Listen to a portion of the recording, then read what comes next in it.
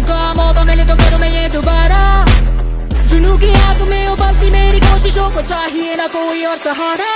चक्का जित्तिया ते मिलन बधाइयां, चक्का जित्तिया, चक्का जित्तिया ते मिलन बधाइयां, चक्का जित्तिया, जित्तिया ते मिलन बधाइयां, के आया है फतेह